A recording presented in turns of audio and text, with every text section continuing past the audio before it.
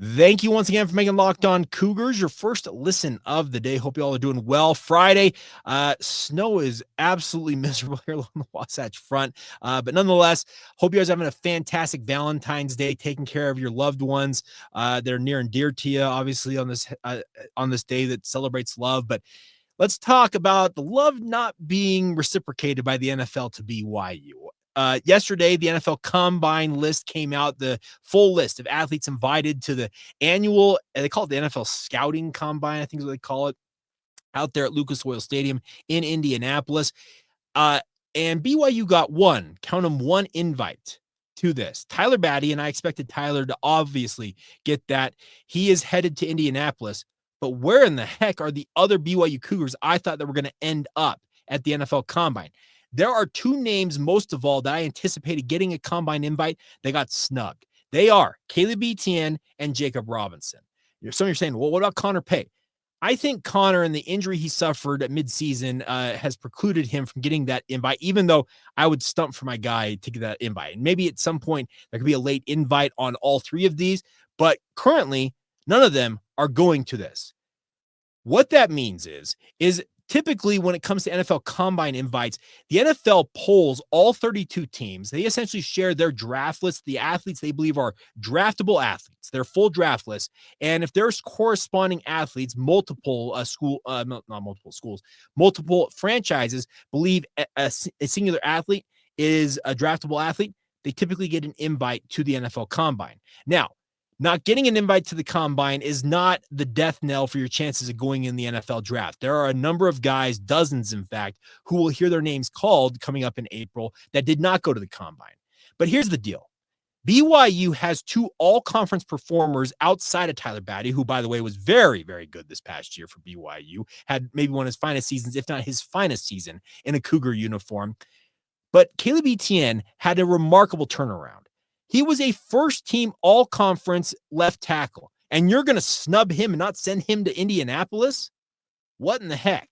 I don't get that. Now, I do know that Caleb was intent on using that extra year that was afforded originally by Diego Pavia, the Vanderbilt quarterback, to come back to BYU for another season.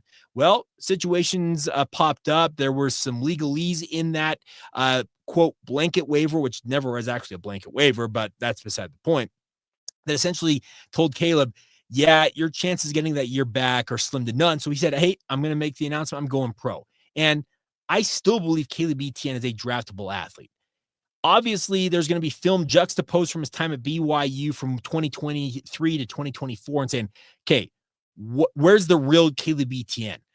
I would believe that the real Caleb Etienne is what we saw on the field this past season. He had settled in. He was far more comfortable with actually good coaching under TJ Woods, and he thrived in that circumstance. If you are a first-team all-conference honoree in a Power 4 conference, I do not for the life of me understand how you cannot be invited to the NFL Combine. It means, and like I said, as I understand it with the NFL Combine, that not enough teams had him as a draftable prospect. That's disappointing. Other guy, Jakob Robinson.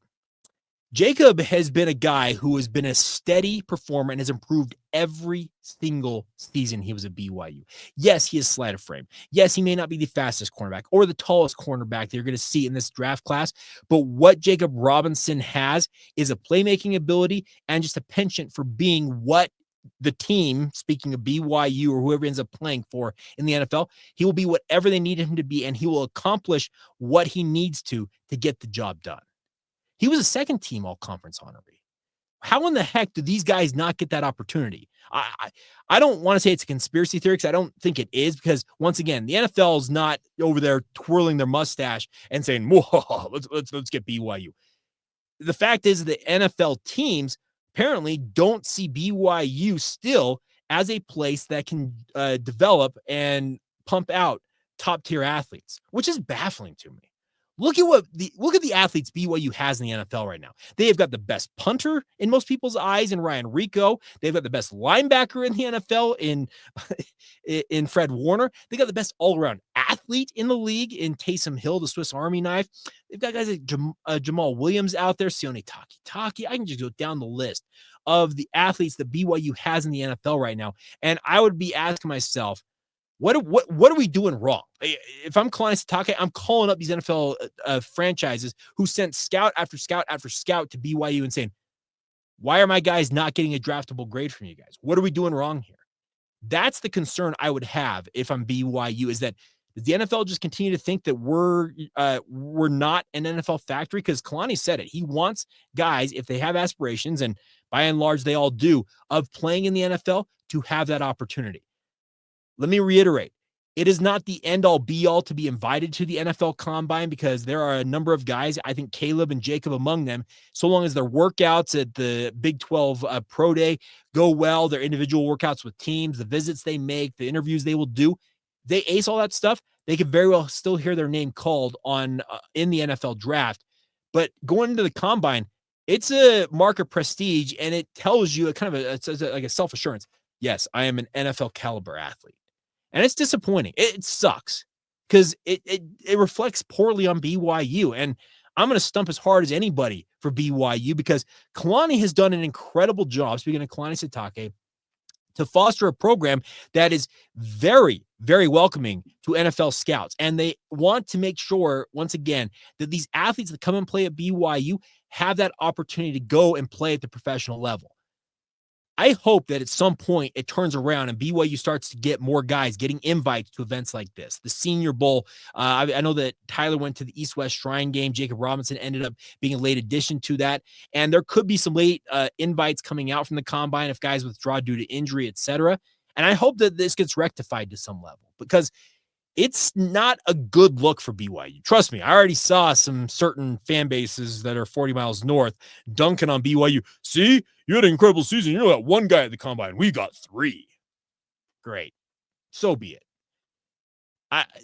It's a tough pill to swallow. And I feel mostly for guys like a Caleb Etienne, like a Jakob Robinson, because that's got to be a little bit of a blow to the ego. I'm sure their agents are going to pump up and say, hey, don't worry about it. We'll be okay. But it's still, something doesn't sit right about this with me when it comes to the Combine. And I don't have a perfect answer for it, but I do sincerely hope at some point that it comes back around. Essentially, okay, we got one this year, maybe next year. And I think guys like Jack Kelly, Isaiah Glasker, they could obviously, and they should get NFL Combine invites. So that could kind of swing the pendulum back the other way. But I hope that the pendulum stays on the other side going forward for the foreseeable future.